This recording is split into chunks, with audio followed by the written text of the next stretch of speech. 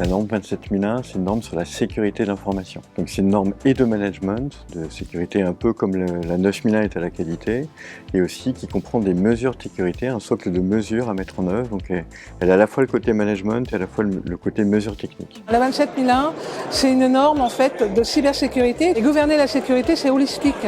Donc on s'occupe de la partie management, de la partie sécurité physique, de la partie sécurité informatique, de la partie sécurité industrielle, de la conformité bien sûr, et tout ce qui est sensibilisation et formation. Ça représente quand même le consensus international sur la bonne manière de gérer la sécurité de l'information au sein d'une organisation.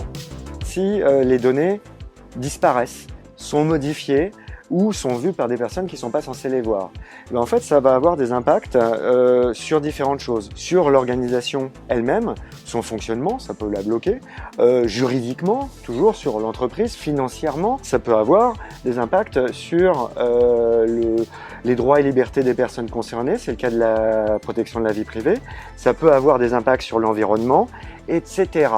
J'avais toujours cette crainte que l'on puisse tomber en fait sur des données confidentielles et j'ai cherché à avoir une solution pour sécuriser non seulement nos PC, nos clés USB et notre manière de faire, donc au niveau gouvernance. Et j'ai eu connaissance de la sortie de l'ISO 27001-2005.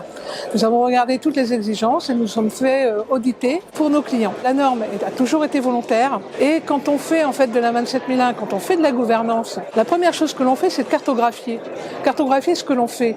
Mais quand on cartographie ce que l'on fait, on peut aller beaucoup plus loin en regardant aussi quel est mon impact, aussi bien au niveau humain qu'au niveau de mon environnement et qu'au niveau finalement de l'écosystème. L'avantage d'une norme qui est plutôt volontaire, en fait, ça permet à des entreprises qui ne sont pas réglementées de savoir comment avoir une approche pour mettre en place un certain nombre de mesures de sécurité pour avoir un certain niveau. Quasi toutes les entreprises se servent au moins des idées de l'ISO 27001 pour structurer leur travail en matière de sécurité de l'information. Le fait d'être volontaire, ça permet de mettre des bonnes pratiques en œuvre et les services de l'État multiplient un certain nombre en fait, de guides, de bonnes pratiques, que ce soit cybermalveillance.gouv, que ce soit l'ENSI ou autres, pour que les TPE, PME puissent s'en inspirer et les mettre en œuvre.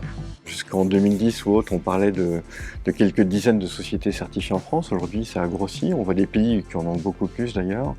Et je pense qu'aujourd'hui, il y a eu vraiment cette connaissance de normes qui est devenue un vocabulaire connu dans le monde de la cybersécurité. En fait, derrière l'ISO 27001, qui a donc été révisé entre 2009 et 2013 environ, on a vu petit à petit un regain d'intérêt pour la normalisation en matière de sécurité de l'information. Ces sujets sont devenus assez rassembleurs et ont permis en parallèle de créer beaucoup d'autres normes. En fait, l'ISO 27001, c'est un peu le tronc d'un arbre dont petit à petit on a bâti des branches et des feuilles. Ce qu'on peut voir, c'est que la norme a évolué, parce qu'en 20 ans, on a quand même eu 2 nouvelles versions. On a eu donc 2005 au tout début, après on a eu la 2013, puis tout récemment en 2022, on a eu une nouvelle évolution de cette norme, avec d'autres approches, et on voit bien qu'en plus elle évolue. Je ne fais pas 20 ans inscrit dans le marbre, parce que la cyber évolue, les risques évoluent, et c'est important de prendre en compte dans les mesures des sujets sur les thématiques d'aujourd'hui.